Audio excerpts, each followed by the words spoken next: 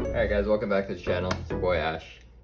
So, we've got, we're gonna do a couple upgrades on this truck today. I'll just go ahead and pop this off. There we go. Flip the wire. There we go. Put the body aside. Alright, so what we are upgrading today, I'll show you guys. So we've got a couple of things here. Actually got these for my birthday from a good friend of mine. So she got me, these are obviously off of a list that I had put together. So, you know, whoever wanted to grab me anything for my birthday, they could have just grabbed it off of that list if they didn't know what they wanted to grab. So here we are. So I got the metal drive shafts. I'm right. So the metal drive shafts, these are for the RC 4-wheel drive. So this is actually not for this truck right now, but I just wanted to show you guys. So I got that, so that's done, because the plastic ones that were on the truck, they ended up breaking. So those will not break. Then we got shock keys, which is for this, also from the same friend. Thank you very much. So we're gonna do the shock keys on this. We're gonna figure that out, get it mounted up, see what we can do with that. Should be pretty cool. So there's that. We're gonna open that up when we get to that.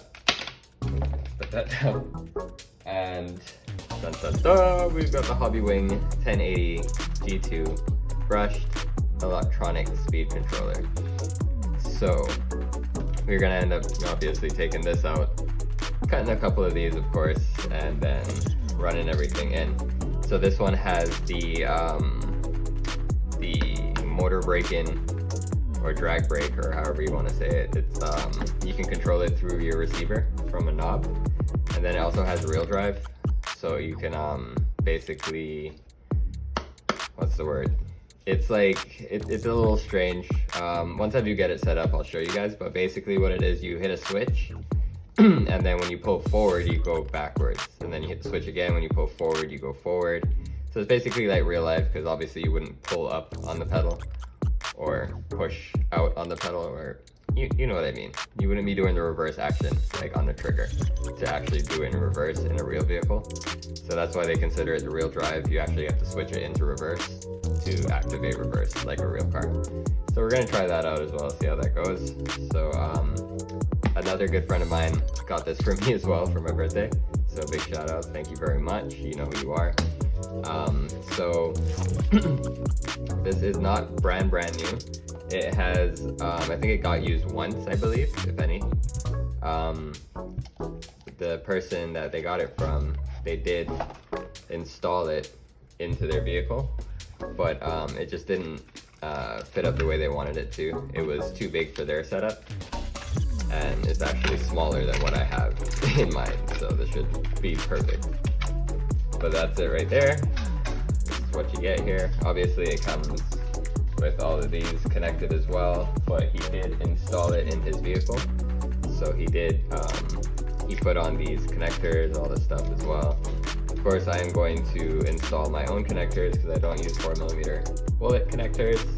I use XD60s right here, so I got a whole pack of them. So male to female. So that's good to go there.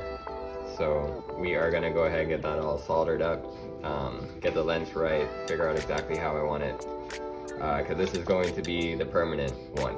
I believe I do have a fan laying around, so I'm gonna go ahead and get a fan and slap it on it as well, because I just like to run fans. That's just my thing, I like it. And if the fan does kick out because it got waterlogged, I don't really care, because this doesn't really need it, but it's cool to have in case, you never know.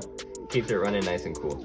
So that's basically that, and these are the two things that we're going to be doing on the Injora today. So hopefully we get more travel out of that and stuff, but we'll get to that when we get to this part. Right now we are going to just be working on the ESC, getting the ESC mounted in, getting all the wires ran how we want them. The ESC is probably going to have to be mounted a little closer up this side, so I can get this wires in here properly without not too much strain. Obviously, once this is out of the way, I'll have room to flex and do what I need to do, position everything the way I want it, and that's that. So, all right, I'm I'm gonna go ahead and get started on that, and I'll get back to you guys once I get everything here soldered up with the new connectors. I'll just show you guys the new connectors. I just showed you the box, but here you are. I'll actually open it up so you can see. Wait a second. There we are. So, never used these as yet. This is a fresh pack. I have done this before. Of course, I've run XC60 on all my plugs. But yeah, so this is what you get. A ton of heat shrink, which is great. And then your male and female connectors for the XC60. So, boom. I'll get back to you guys in a second. All right, so quick recap here, or not recap, but a quick update, sorry. So, got the receiver box. I put the sticky tape in, that which also blocked up the holes. And I am also going to spray the back of this with some Flexi Seal. So that's gonna get that all waterproofed and sealed up proper. Awesome. And I'm also waterproofing my receiver. So I'm using some of this. Alright. And just covered basically the whole circuit board, stuff like that. If you're gonna do this, do not let any of it touch these pins at all. Because then it's waterproofing. So if it's gonna waterproof it, it's gonna also seal it from a connection. So once you plug stuff in, nothing's gonna work if you put anything on these. So just make sure these stay open. Normally when you plug stuff in on top of them, they will seal up anyways. You guys can see here. Just plug down and they fit in pretty sweet and tight. So not a big deal. And they also have these black things here, which are also like weatherproofing.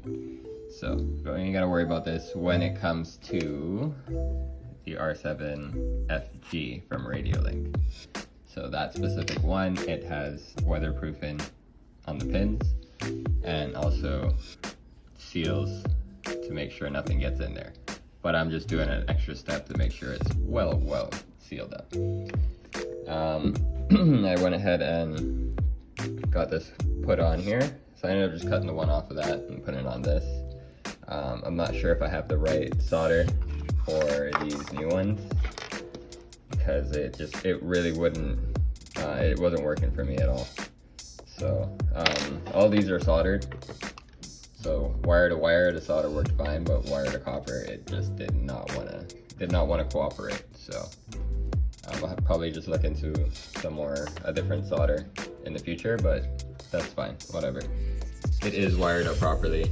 It is wire to wire with solder, and then I wrapped it. These are also wire to wire with solder. So these are all good. I already cut everything to fit, get everything done. I already figured out where I want all of this stuff to go in there. I have my truck down here on the floor. So just wanted to show you guys this little piece here so you guys could see, if you guys wanted to, how to waterproof. There's a lot of honking going on outside. But either way, yeah, I just wanted to show you guys how to waterproof, how I waterproof them. I also looked this up on YouTube. I can't remember the YouTuber that I saw this from. It was a while ago. So I just remembered it and I was like, oh yeah. So I just went ahead and did that. Just letting the top side dry properly. And then I'm gonna flip her over and do the bottom. And then let it all dry up nice, a bit more. And then I'm just gonna plug it all up. Unplug it up, sorry. Just gonna put it all into the case, get all that sorted out, and get it all sealed back up in its case. Plug it back up into the vehicle. I'm not gonna run any power to it right away. Of course, I just want all of this to harden up and seal up properly because it is a liquid form right now. So, yeah, I'll get back to you guys. I just want to show you guys that part before I continued, and I'll be back. Alright guys, so there we go. Got it all plugged up. I got my 3S running. Finally, can run 3S now. Such a lighter battery, smaller battery. It actually fits under the shock towers here, so that's awesome. What else? So yeah, we got this plugged up, got everything working. I do need to get a program card. So right now this is always this is programmed to forward and brake. It's not doing reverse, so I need to get a program card so I can get forward, brake, and reverse, as well as up my VEC to my receiver, so I can power 8.4 to my winch and my servo and my lights and whatever else is running off of this, which is basically a lot because I basically filled it out. Got one more slot. This is a real drive, the white wire. I have it lifted up a bit. I'm not sure if I'm going to be using that or not, but it doesn't work right now because this is programmed to not even recognize reverse. So I got to program that later. Once I get the card tomorrow, I'm gonna get a program card tomorrow. They're like 15 bucks, not a big deal. And then I'm just gonna go ahead and program it in and get it going for reverse. But I do have the drag brake set up. It's working off of this knob here, so that's working good. But yeah, that's basically it. Let me flop you guys up here real quick. So go ahead and power it on. All right, set the crawler. Power buttons here. I still have my receiver boxes here. I glued around these little holes and stuff. Put some super glue. So I'm just letting it sit and harden and cure up properly. So there's gonna be no leakage at all coming in there. I probably am still gonna spray it with a thing. I'm not sure. I was gonna do that tonight, but it smells really bad. It's really fumey. So I was like, honestly, skip that. And then I thought of the super glue, and I was like, yeah. And it kind of works. So nothing's gonna pass through that once that actually seals. I'm just letting it dry up all the way. And then I'm gonna go ahead and mount it back up where it was. And that's that. So that's basically it for the ESC. Let me show you guys if I can. So stern works good. I have the drag brake all the way down. So that's what this would look like. Get a picture of the wheels in there. There we go. Let's drag brake down. Let's try to get both in. Here we go. So full throttle, let go. Alright, and then I'm gonna turn drag brake all the way up. So that's max drag brake right there. And again, here we are. So full throttle, full stop. Full throttle, stops right away. So that's pretty cool to have, especially for this trail rig. So that way I can let it open it up, and then, you know, I could also throw on my drag brake when I want. So that's that. The next thing we're gonna do now is the shock keys. Let me just go ahead and turn this off. That's really simple. It's not gonna take long at all. Turn off my remote. And I don't even know where I put them. They are here. Oh, there we are. So here we are. Here are the shock keys. Let's go open it up. And I will show you guys basically where these are going. Then I'm just gonna assemble them, and then I'll get back to you guys once it's finished. So seems like front and back are identical, nothing too special there. Then basically, let's put one side here, put this on its side, like so. Can you guys see that? I'll lean it up against this. Probably can't see it now. There we go. So we'll work with the back one here. So basically, this key goes here, and you find like whatever holes that will fit and line up into that. I'm gonna try and get it like as flush down as possible, and then probably attach my shock like here, one of those. You know, not too picky, but yeah, that's basically what I'm doing. And it looks like it's imprinted this way. So it'll be flush this side, and then it has a little lip that comes this way. So I'm just gonna go ahead and install these. I'm probably gonna put 2 to 3 screws to the shock tower, and then of course the regular mountain screw will go into this. So yeah, that's that, and I'll get back to you guys once it's done so you guys can see. I did measure the lift, how much actual travel I get out of this, and I get about 3.5, just a little over 3.5 inches of flex in the back, and about the same in the front before everything starts to lift up. So hopefully we'll see if that changes. I do notice that in the front I am hitting my what do you call it, my panhard mount, I guess that's what you call that. but hopefully with some more upgrades, we won't even have a panhard mount anymore. So we're just working on it. So yeah, like I said, I'll get back to you. I'm gonna slap some of these on and see what happens. Alright guys, so well yeah, the body's on real quick. I was just doing some cuttings and stuff like that. I smoothed out the front, so it's got more of a uniform kind of look to it, and it's all smooth now, it's all sanded, so that's good to go. I also had to trim right in here, just had to shave it at an angle so that way I didn't lose any of the grill. But I had to do that to get the front of this, the winch, these rollers. I had to do that so these would fit in properly, because like it wasn't fitting all the way down, and then I noticed. So I did that, and then I was like, you know what, I already have the stuff out, so I'm gonna clean this up. Then I trimmed up in here properly so it's nice and square, you know, it doesn't look like a hack job. And that's that for the body. So shock keys are on. Let me turn it to the side so you guys can see that. That is sick. Like, I like this. It really gave it a lot of travel. I had a slight bit over 3.5 inches before, and now I have a little bit over 4.5 inches front and back, which is insane. So yeah, it gave me, I would say, about an inch of travel now with these keys, and it drops it a lot lower. The only thing I'm still waiting on, we're just gonna get this all done up now so I can mount everything in here, and then get this mounted up high up here so that way it stays out of the water. And I'm trying to get it to fit, but I might do it just a little bit lower because these parts are a little bit high. I mean a little bit narrow in here. So I'll probably just put it a little bit lower than that, so that way it's not too much stress on it. So it'll be something like, get all these wires out the way.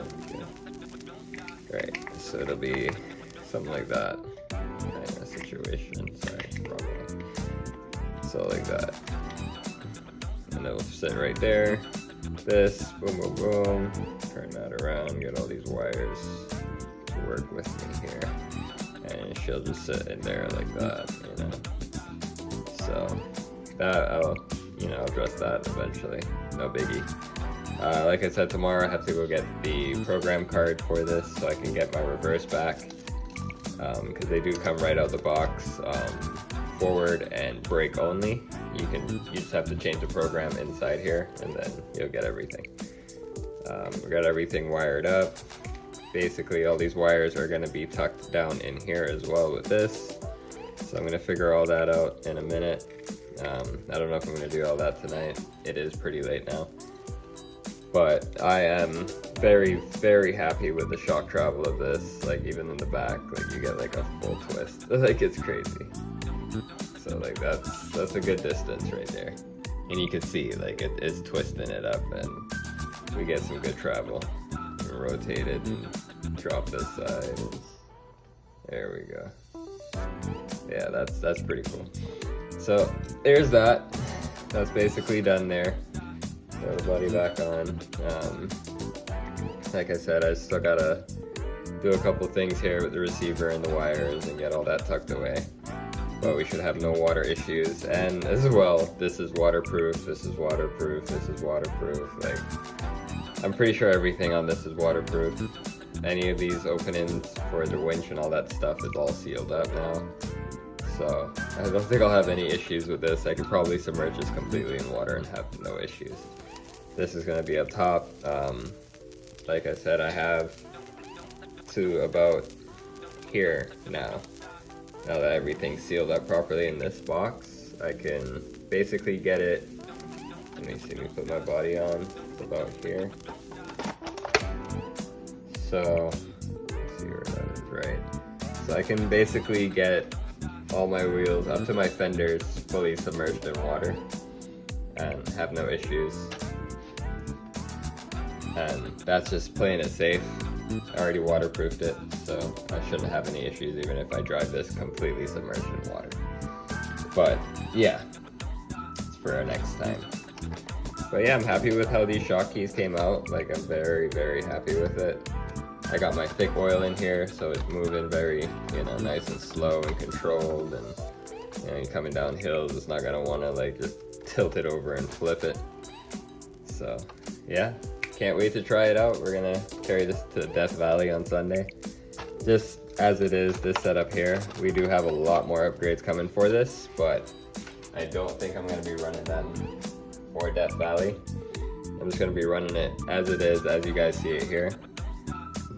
So I'm pretty sure this is gonna perform very well as it is.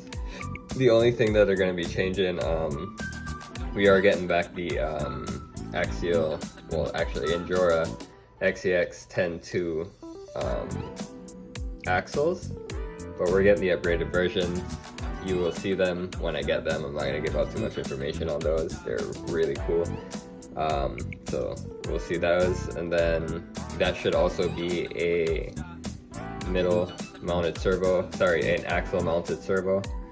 So it comes with the brackets, all that stuff. So I'm gonna just slap all that in, and it should be performing really well. I'm just gonna have to figure out another link for here. I might have to just hit a hobby shop and just get my 4-link setup for the front, and that should be that.